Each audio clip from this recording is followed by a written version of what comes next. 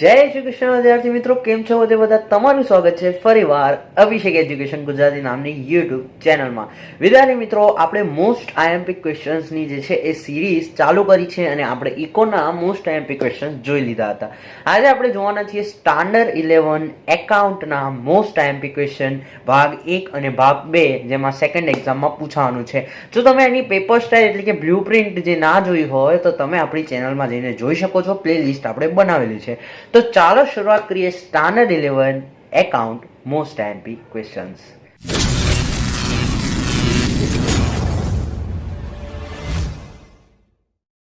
તો વિદ્યાર્થી મિત્રો, સૌથી પહેલા વાત કરીશું ભાગ 1 અને ભાગ 2 ની વાત કરીએ. તો સૌથી પહેલા તમને પણ ખબર છે કે ફર્સ્ટ સેમમાંથી જે પૂછાયું હતું, આપણે બ્લુપ્રિન્ટમાં પણ ચર્ચા કરી હતી કે ફર્સ્ટ સેમમાંથી જે પૂછાયું હતું એમાંથી તમારું કેટલા માર્ક્સનું પૂછાશે? 15 માર્ક્સનું. અને બાકીનો જે સેકન્ડ સેમ છે નવા ચેપ્ટર્સ, એમાંથી તમારું 35 માર્ક્સનું પૂછાશે. બરોબર. તમે બ્લુપ્રિન્ટમાં જોયું હોય તો છેલ્લો સેક્શન હતો એ સૌથી મોટો હતો, 11 માર્ક્સનો, અને એમાં એક જ દાખલો હતો જેમાં એમાંથી તમારા વાર્ષિક હિસાબો પૂછાશે, જે ચેપ્ટર નંબર 5 માંથી હશે. તો એમાં તમારે સૌથી પહેલા શું કરવાનું છે? એકાઉન્ટના જે બે ભાગ છે એ તમારે ખોલીને રાખવાના છે. બરોબર છે. અને એના હિસાબે હું તમને આઈએમપી આપતો રહીશ. તો સૌથી પહેલા આપણે ચેપ્ટર નંબર 5 માંથી આઈએમપી જોઈશું કે જેનું વેટેજ સૌથી વધારે છે. 11 માર્ક્સનું જે છે એ ચેપ્ટર નંબર 5 તમારું પૂછાય છે. બરોબર. તો સૌથી પહેલા તો ચેપ્ટર નંબર 5 તમારે ઓપન કરવાનું છે અને ચેપ્ટર નંબર 5 માં હું તમને આપીશ સ્વાધ્યાયમાંથી જ સવાલ જવાબ એટલે કે આઈએમપી, અને એના આધારે તમારે ઉદાહરણને પણ ધ્યાનમાં રાખવાનું રહેશે. તો સૌથી પહેલો જે છે તમારું ધ્યાન રાખવાનું છે સ્વાધ્યાયનો 9મો દાખલો કે જે બેઠો તમારા હોઈ શકે છે. કયો? પુષ્પા ટ્રેડર્સ વાળો જે 9મો દાખલો છે એ તમારો બેઠો હોઈ શકે છે. એની ઉપરાંત તમારો જે છે આ 8મો દાખલો આરકે સ્ટોર્સ વાળો એ પણ તમારો બેઠો હોઈ શકે છે, તથા 7મો દાખલો પંકજનો તારીખ 31/3/2015 વાળો. બરોબર. તો એ પણ દાખલો બેઠો હોઈ શકે, કારણ કે આમાં આખા ચેપ્ટરનું દરેક જે છે ટોપિક એનો સમાવેશ આ 3 દાખલામાં જ થાય છે. જેમ કે પ્રોવિડન્ટ ફંડ વાળું છે એ તમે ખાસ કરીને કરજો, ને ગાલખાદ વાળું છે એ જે કોષ્ટક છે તમારું એ ખાસ કરીને કરી જવાનું છે, પ્રોવિડન્ટ ફંડ અને ગાલખાદ વાળું. ઓકે. તો એ બંને તમારે કરવાનું છે. ચેપ્ટર નંબર 5 માંથી આવું જ આઈએમપી રહેશે, તથા ઉદાહરણો પણ આના ખૂબ જ મસ્ત છે કે જે બેઠા હોઈ શકે છે. ઓકે. આના મતલબ બેઠા એટલે ટોટલ બેઠા. જેમ કે ઉદાહરણ 29, અભિષેક ના તારીખ 31/3/2015 આપણા જ નામનું છે. બરોબર. એટલે એ મોસ્ટ ઇમ્પોર્ટન્ટ છે. આ દાખલો મેં જાતે જોયેલો છે, આખો જાતે મેં ગણેલો પણ છે. બરોબર છે. એટલે આ દાખલો ખૂબ જ ઇમ્પોર્ટન્ટ છે, અભિષેક વાળો. ઓકે. પછી ઉદાહરણ 29, પછી ઉદાહરણ નંબર જે છે તમારો 27 જે છે, ઉદાહરણ 27 પણ ખૂબ ઇમ્પોર્ટન્ટ છે, પુષ્પા વાળો. તો આ બધા જે ઉદાહરણ છે એ તમારે ટીક કરીને રાખવાના, અને આના જેવા ઉદાહરણ બીજા ગણવાના. તથા સ્વાધ્યાયના જે મેં તમને 3 કીધા એના જેવા ઉદાહરણ તમારે ખાસ કરીને કરી જવાના છે. ઓકે. ચાલો આગળ વાત કરીએ. હુંડીઓમાંથી તમારું કશું પૂછવાનું નથી સેકન્ડ એક્ઝામમાં. તો હુંડીઓમાંથી હું તમને આઈએમપી આપતો નથી, કારણ કે એમાંથી કશું પૂછવાનું નથી. બરોબર છે. હુંડીઓ ચેપ્ટર નંબર 4 તમારે હાલ ફિલહાલ સાઈડમાં રાખવાનું છે. હવે અનામત અને જોગમાઈ, જેમાંથી ખૂબ જ ઓછા વેટેજ, ઓછા માર્ક્સનું પૂછવાનું છે, તો પણ હું તમને એમાંથી આઈએમપી આપી દઉં છું કે ભાઈ જે ચેપ્ટર નંબર 3 છે અનામત અને જોગવાઈઓ, તો એમાં અનામત એટલે શું અને જોગવાઈ એટલે શું, આ બંને વચ્ચેનો ડિફરન્સ જે છે એ તમારે ખાસ કરીને સમજવાનો છે. એક્ઝામમાં જે ક્વેશ્ચન છે એ કઈ પણ રીતે પૂછાઈ શકે. એટલે આનો જે તફાવત છે એ તમારે ખાસ કરીને સમજી લેવાનો રહેશે. એટલે આ તફાવત તમે સમજી લેજો. અને અનામતના પ્રકારો જે છે કે કયા પ્રકારો હોય, તો 2 પ્રકારો હોય, મહેસૂલી અનામત અને મૂડી અનામત. પછી મહેસૂલીમાં જે 3 છે, સામાન્ય, વિશિષ્ટ અને ગુપ્ત, એ તમારે ખાસ કરીને એનો ડિફરન્સ સમજી લેવાનો છે. અને એ નફા નુકસાન ફાળવણી ખાતામાંથી ઊભું કરવામાં આવ્યું છે કે નફા નુકસાન ખાતામાંથી ઊભું કરવામાં આવ્યું છે એ પણ તમારે જોઈ લેવાનું છે. એટલે એકદમ ઈઝી છે. બરોબર છે. કે ભાઈ સામાન્ય અનામત કયા ખાતામાંથી, તો કે નફા નુકસાન ફાળવણી ખાતામાંથી. સેમ ટુ સેમ વિશિષ્ટ અનામત નફા નુકસાન ફાળવણીમાંથી, ગુપ્ત અનામત નફા નુકસાન ફાળવણીમાંથી, જ્યારે મૂડી અનામત નફા નુકસાન ખાતામાંથી. એવું જે છે તમારે એ જોઈ લેવાનું રહેશે. બરોબર છે. તો આ ખાસ કરીને કરી લેજો, અનામત અને જોગવાઈ વાળું ચેપ્ટર. તો આમાંથી સમથિંગ 2 માર્ક્સ પૂછાતું હોય છે. ઘસારાના હિસાબો મોસ્ટ ઇમ્પોર્ટન્ટ ચેપ્ટર, કારણ કે આમાંથી સમથિંગ 6 માર્ક્સનું તમારે એક દાખલો જે છે લાસ્ટ સેક્શન, એની આગળના સેક્શનમાં, લાસ્ટ સેકન્ડ સેક્શનમાં તમને આમાં 6 માર્ક્સનો દાખલો ઘસારાનો તમને જોવા મળશે. બરોબર. તો ઘસારાવાનું ચેપ્ટર એ ખૂબ જ ઇમ્પોર્ટન્ટ છે, અને એમાંની 2 પદ્ધતિઓ જે છે કઈ સરખા હપ્તાની પદ્ધતિ અને ઘટતી જતી બાકીની પદ્ધતિ. તો સરખા હપ્તા અથવા સીધી લીટીની અથવા ઘટતી જતી બાકીની પદ્ધતિ. તો આ બંને મેથડનો કન્સેપ્ટ તમને ક્લિયર હોવો જોઈએ, અને જનરલી સરખા હપ્તાની પદ્ધતિ પૂછાતી હોય છે, પરંતુ રોજિંદા જીવનમાં આપણે ઘટતી જતી બાકીની પદ્ધતિ અપનાવીએ છીએ. પરંતુ આપણી બુકમાં તો સરખા હપ્તાની, એક્ઝામમાં સરખા હપ્તાની પદ્ધતિ જનરલી આપણને જોવા મળે છે. તો આપણે સૌથી પહેલાં આઈએમપી, જો આને હું સ્વાધ્યાય ખોલું, ઘસારાની જે ઘસારાના હિસાબો છે એનો જો હું સ્વાધ્યાય ખોલું, તો સ્વાધ્યાયમાં સૌથી પહેલાં તો જે 5મો દાખલો છે મહેતા લિમિટેડ વાળો, એ ખૂબ ઇમ્પોર્ટન્ટ છે. ને ત્રીજો દાખલો એ તો મોસ્ટ આઈએમપી કરી દેજો, હારૂન કોડાઓલા વાળો, જે 6 માર્ક્સમાં બેઠો તમને હોઈ શકે છે.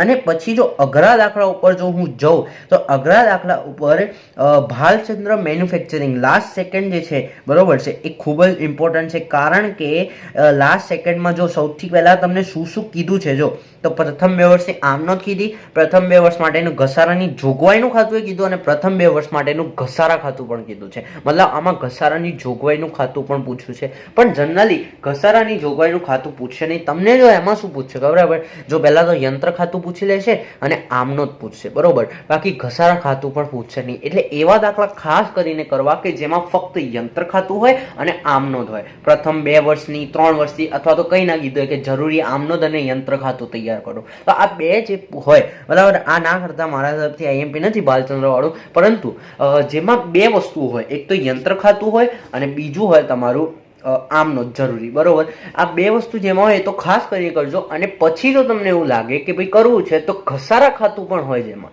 કે ભાઈ યંત્ર, ઘસારા ખાતું અને આમનોંધ, આ 3 વસ્તુ હોય તો એ કરી જજો. બાકી આગળ ઘસારાની જોગવાઈનું ખાતું, પછી વાર્ષિક હિસાબો તૈયાર કરવાનું, કે તો એવા દાખલા ના કરતા, કારણ કે નહીં પૂછાય, કારણ કે વાર્ષિક હિસાબો વાળો દાખલો ઓલરેડી તમારા 11 માર્ક્સમાં છે, તો એ નહીં પૂછાય, બરોબર છે. ચેપ્ટર નંબર 1 ભૂલ સુધારણા ખાલી 3 માર્ક્સ છે, એટલે એમાં તો મને નથી લાગતું તમને આઈએમપી છે, પરંતુ હું તમને આઈએમપી ના જે સ્વરૂપે એ કહી દઉં કે એમાં જે કાચા સરવૈયાની અસર ન કરતી જે ભૂલો હોય ને, એના દાખલા તમને ગણવાના. કાચા સરવૈયાને અસર કરતી ભૂલોના દાખલા પૂછાશે નહીં.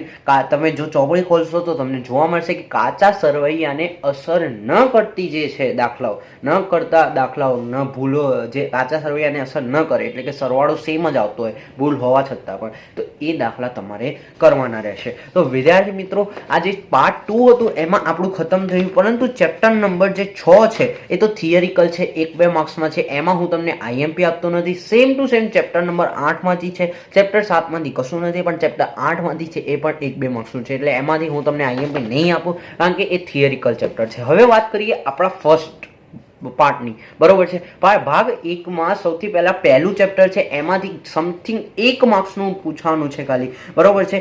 તો એ 1 માર્ક્સમાં હું તમને કહી નહીં કહું કે પારિભાષિક શબ્દો જે છે આપણા આખા અકાઉન્ટમાં તમને આવડી ગયા છે, બરોબર, એનો યુઝ તમે કરી શક્યા છો, તો એકદમ ઇઝી એમસીક્યુ તમને એમાંથી પૂછશે. ચેપ્ટર નંબર 2 માંથી કંઈ ખાસ નહીં પૂછે, કારણ કે ઉધાર જમાના નિયમો જે છે એ મે બી એમાં પૂછાઈ શકે, બાકી બીજું કંઈ નહીં પૂછે. ચેપ્ટર નંબર 3 પૂછવાનું નથી. ચેપ્ટર 4 આમનોંધ ઇઝ મોસ્ટ ઇમ્પોર્ટન્ટ, જે મેં તમને પહેલા જ આઈએમપી આપ્યા હતા કે ભાઈ જે પહેલા ટર્મમાં પણ આઈએમપી આપ્યા હતા એમાંથી પણ પૂછાયું હતું, બરોબર છે. તો આ ટર્મમાં પણ આમાં મોટા વેટેજનો દાખલો હોઈ શકે, સમથિંગ 3 માર્ક્સમાં દાખલો આમનોંધનો હોઈ શકે છે, બરોબર છે. 3 માર્ક્સવાળા સેક્શનમાં, એટલે કે ફર્સ્ટ, સેકન્ડ, થર્ડ, સેક્શન સીમાં મે બી આ દાખલો હોઈ શકે, બરોબર. સેક્શન ડીમાં નહીં હોય, 6 માર્ક્સમાં આમનોંધનો દાખલો નહીં પૂછાય, એવી હજુ તો મોડલ પેપર જાહેર થયું નથી, પણ મારા હિસાબે આ દાખલો મોટા વેટેજમાં નહીં પૂછાય, ખાલી 3 જ તમારી જે હશે 3 માર્ક્સમાં તમને આ જે છે એ પૂછાશે, બરોબર. એમાં જીએસટી વાળું તો કોઈ જ કરવાની જરૂર નથી, પણ છતાં પણ જો હું તમને કહું તો આજે 13મો દાખલો છે, બસ એ દાખલો તમને કરી દેવાનો સ્વાધ્યાયમાં. 13મો દાખલો જે છે એ કરી દેવાનો, એટલે બાકી બધું પૂરું. મેં બી તમને આમાંથી જ 3, 4, 5 વ્યવહારો કહી દીધા હોય. એટલે આ 13મો દાખલો તો ખાસ કરીને કરી જજો. પહેલા ટર્મમાં પણ મેં તમને આજે જ આઈએમપી કીધું હતું. નાઇસ. ઓકે, ચાલો આગળ વધીએ. ચેપ્ટર નંબર 5 માંથી ફક્ત 1 કે 2 માર્ક્સનું છે, એટલે હું તમને એમાં આઈએમપી નહીં કહું, થિયરિકલ હશે. ઓકે, ચેપ્ટર 6 માંથી લગભગ કશું જ નહીં પૂછાય, પરંતુ ચેપ્ટર 7 જે છે is a most important chapter, because chapter number 7 માંથી તમને 6 માર્ક્સનો એક દાખલો જોવા મળશે લાસ્ટ સેકન્ડ સેક્શનમાં. લાસ્ટ સેકન્ડ સેક્શનમાં મે બી તમને ઘસારાનો દાખલો હોઈ શકે, પછી તમને હોઈ શકે આયરો દાખલો, રોકડમેળ અને તેના પ્રકારોવાળો. આ બે તો તમને ફિક્સ જ છે. અને આના અલાવા જો હું વાત કરું તો સેક્શન સીમાં આના અલાવા લગભગ 6 માર્ક્સનો કોઈક મે બી તમને એવું કહી શકે કે ભાઈ આમનો જ કરો, બરોબર, તો એ મે બી હોઈ શકે છે. બાકી હા, અને કાચું સરવૈયું જે છે એ 6 માર્ક્સમાં જોવા મળશે. એટલે આ 3 ચેપ્ટર 6 માર્ક્સમાં તમને કરવાના છે. પહેલું તો જો ઘસારાના હિસાબો, બીજું 7મું રોકડમેળ તેના પ્રકારો, અને ત્રીજું કાચું સરવૈયું. આ 3 જે છે એ 6 માર્ક્સમાં હોઈ શકે છે.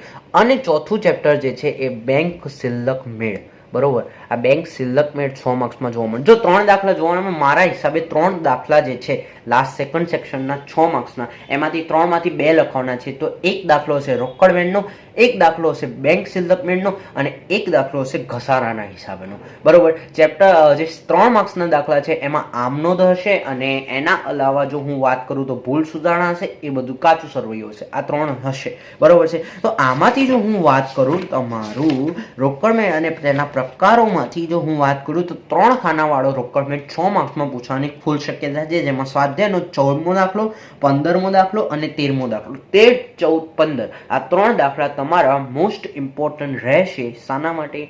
સેકન્ડ એક્ઝામ માટે. ઓકે, તો ચાલો આગળ વાત કરીએ. ચેપ્ટર નંબર 8 ખાસ આમનોટમાંથી કંઈ નહીં એટલું બધું પૂછાય, એટલે એમાં ટેન્શન લેવાની જરૂર નથી, કારણ કે ખાસ આમનોટનું તમે હુંડીઓમાં ભણશો તો હુંડીઓ કેન્સલ કરી દીધી, તો આ બી એમાંથી નહીં જ પૂછે.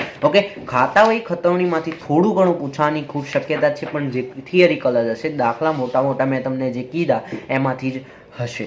ઓકે, પછી જો કાચું સરવૈયું મેં તમને કીધું જે 3 માર્ક્સમાં પૂછાઈ શકે છે, તો કાચું સરવૈયું જે છે ને એ સ્વાધ્યાયમાં એ બેઠું મે બી પૂછાઈ શકે છે. હું તો તમને કહું કે ભાઈ બેઠું જે છે એ કાચું સરવૈયું તમારું સ્વાધ્યાયમાં હોઈ શકે છે, બરોબર છે.